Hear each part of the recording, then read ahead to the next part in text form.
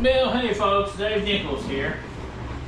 I wanted to talk to you. I haven't been on done a video in a while, so I apologize. It's just been hot. I think it's going to be almost 100 degrees today. I think upper 90s for sure.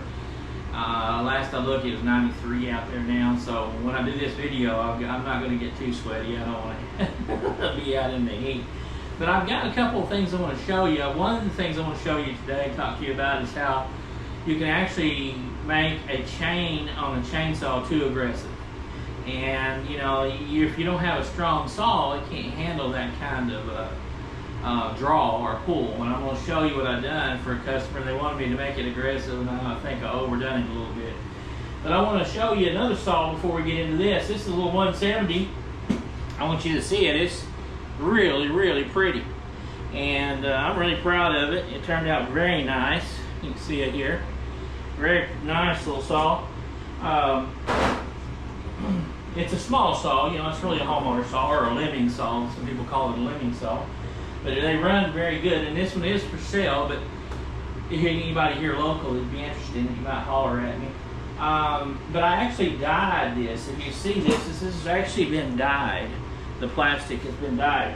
It's not painted, so you know it's not going to scratch up and mess up. Now, here on the bar, I did paint the bar. The bar looked kind of rough, and you couldn't even really tell that it was a steel, you know, bar.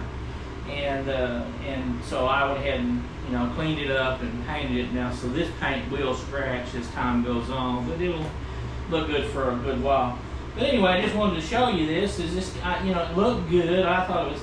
I told somebody it was just in time for Halloween. You know, it's kind of got some of those colors, but well, I'm kind of proud of it. I think it's a very pretty saw. Now let's talk about what I've done for my customer here. He's got a nice saw here. It's a 391. 391s are good saws, very good saws. They have their quirks about them.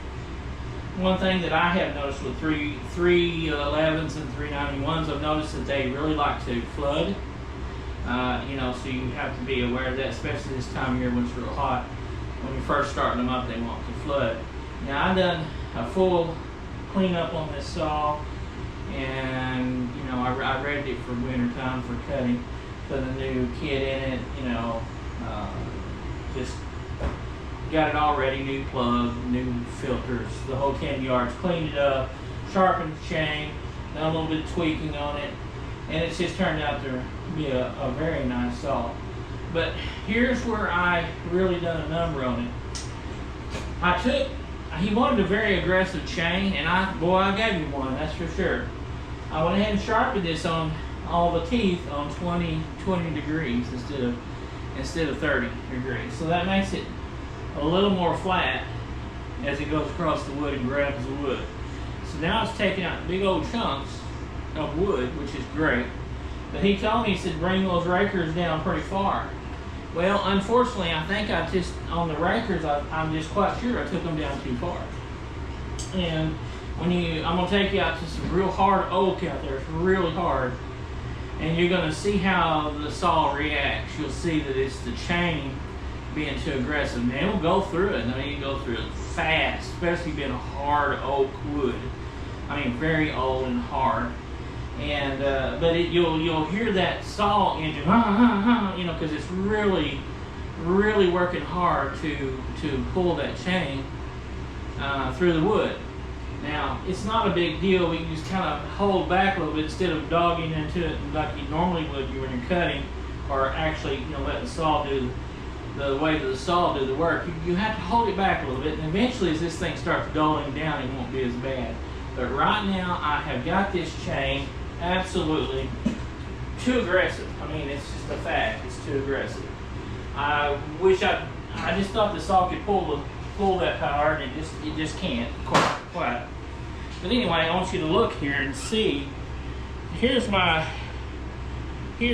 I'm trying, I hope I can see it. Here is, you can see how much I've taken off. See there's flat. See how much I've taken off that raker? So by doing that, you got to have the rakers on there, but I've got them down so far now that it's actually pulling such hard big chunks that the saw just doesn't have enough power. I think if that was a 440 or 460 or 500i or even on up, I think like 660 wouldn't even be a question on a 660. But if it just had a little bit more power to it, I believe it wouldn't have been a problem. But I did take them down a little. He wanted them down. I brought them down. And now he's going to have to kind of work with it a little bit to get it to work the way he wants it to, and to cut correctly. But I'm going to take you outside. I'm going to start it up and cut some hardwood for you so you can actually see what it's doing, and maybe that'll help you in the future when you're doing your sharpening of your chains, that you'll know not to take too much off of those rakers. I've been on the internet for a long time, and I've never seen anybody really talk about, they talk about grinding them down or taking them down some, but they don't ever talk about if you go too far with it. They always say don't do too much. Well, what's too much? Well, this is close to being too much, so it'll give you an idea. You just don't, you can see the pitch on it pretty high up here, how much I've taken off. So you don't want to do that if you don't have the horsepower. You don't want to do that. But boy, it will cut. I mean, it's going through this hardwood very strong, even for its size. It's pretty amazing. But again, you gotta find that happy place. There's a happy spot, and this one doesn't make that saw that happy. So stay with me, and I'll